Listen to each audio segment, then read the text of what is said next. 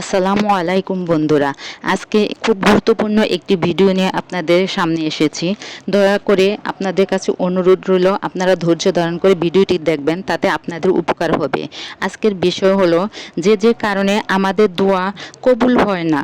কোন কোন কারণে আমাদের দোয়াগুলো আল্লাহর দরবারে কবুল হয় না, সে বিষয়ে আমাদের প্রত্যেকটা মুসলমানের জানা দরকার, জানা উচিত। চলুন আমরা জেনে নেই যে কারণে আমাদের দোয়াগুলো কবুল হয় না। বন্ধুরা, আরও এরকম নতুন নতুন ইসলামী ভিডিও পেতে চ্যানেলটি সাবস্ক্রাইব করার জন্য অনুরোধ রইল। প্রথমত, টয়লেটে অজু করা। আমাদের গোসলখানাগুলো বেশিরভাগই টয়লেটের সাথে অ্যাটাচড থাকে। এরকম টয়লেটে গোসলখানায় অজু করলে সে অজু কখনো কবুল হবে না।